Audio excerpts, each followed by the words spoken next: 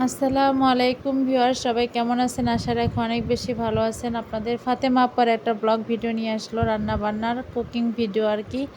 তো এখানে আমি শাক ভাজি করব, পুঁই শাক ভাজি। আর পুঁই শাক ভাজি খেতে কিন্তু অনেক বেশি মজা লাগে। মানে সবুজ শাক মানে বলতেই অনেক বেশি মজা। আমার শুধু লাল শাক ভাজি ভালো লাগে না, দেন সব শাক আমি পছন্দ করি। আর লাল শাক ভাজিও কেন ভালো লাগে না পরবর্তী কোনো এক ভিডিওতে বলবো। তো যাই হোক, এখানে আমি রসুন কুচি আর পেঁয়াজ কাঁচামরিচ দিয়ে তেলে বাগার দিয়ে নেব, মানে শাকটাকে তেলে দিয়ে নেব, বাংলা ভাষায় যেটা বলে আর কি। তো যাই হোক, আর শাক ভাজি দিয়ে কিন্তু গরম গরম ভাত অনেক বেশি মজা লাগে। আর আপনাদের ভাইয়া আর কি অনেক বেশি শাক পছন্দ, শাক লাভার। সে মানে সপ্তাহে 2-3 দিন তার শাক সবজি এগুলাই সে বেশি মানে পছন্দ করে। আর আমার বাসায় কিন্তু মানে খাদ্য তালিকা মেনুতে অবশ্যই শাকটা থাকবেই।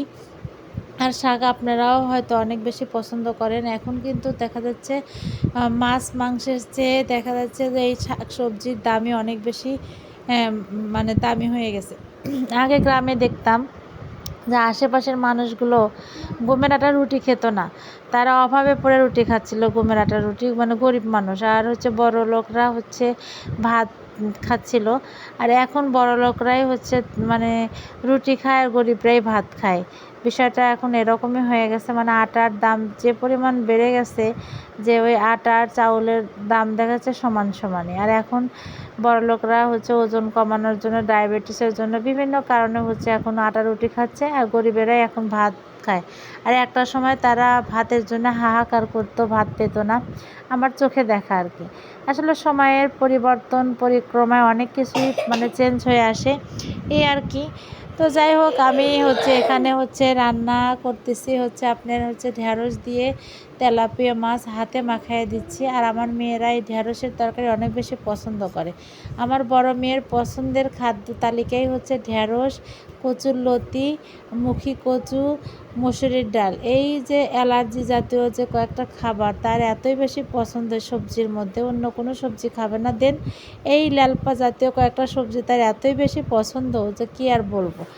আলহামদুলিল্লাহ, এইগুলো সবজি দ্বিধায় খায়। আর মাশাল্লাহ, তরকারিটা এত বেশি মজার ছিল। এখন ঢেঁড়স, তারপরে পটল, এগুলো তরকারি কিন্তু ভালোই লাগবে। ঝিঙ্গা, কদর, এগুলো তরকারি খেতে বেশি ভালো লাগবে।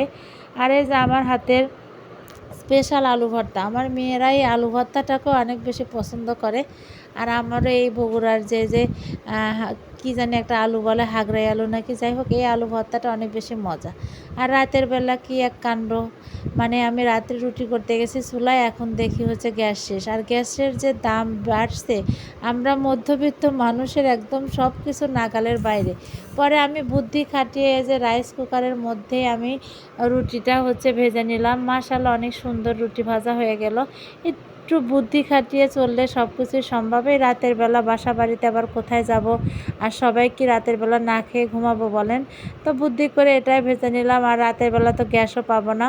তো আমার এই যে বুদ্ধিটা কেমন হয়েছে অবশ্যই কমেন্ট বক্সে জানাবেন। আর আপনাদেরও যদি এরকম সমস্যা হয়, তাহলে এরকম আপনাদের ফাতেমা আপুর মতো টেকনিক অবলম্বন করে রাতের বেলা খাবারটা রান্না করে নেবেন। আর এই যে সকালবেলা খিচুড়ি রান্না করে খেয়ে বাচ্চাদের নিয়ে স্কুলে গেছি। স্কুল থেকে এসে আমার ভাসুর এসেছে ডাক্তার দেখাতে। তাড়াহুড়া করে আমি এসে এখানে বাটা মাছ চচ্চড়ি বসায় দিচ্ছি আলু, বেগুন আর ডাঁটা দিয়ে। আর এদিকে মুরগির মাংসটা তাড়াহুড়া করে হাতে মাখিয়ে বসায় দিলাম। আর আমি বেশিরভাগ সময় হাতে মাখিয়ে রান্না করি। দেন তরকারি মাশাআল্লাহ অনেক বেশি মজাই হয়। তো সবার শেষে সবার খাওয়া দাওয়া হয়ে গেছে, উঠে গেছে সবাই। এখন আমি খাবার নিয়ে বসে গেছি। তার সাথে রান্না করছিলাম পুঁই শাক দিয়ে ডাউল। এটাই ছিল আমাদের আজকের দুপুরের খাবারের মেনু। তো সবাই ভালো থাকবেন, সুন্দর থাকবেন, সুস্থ থাকবেন। আল্লাহ হাফেজ।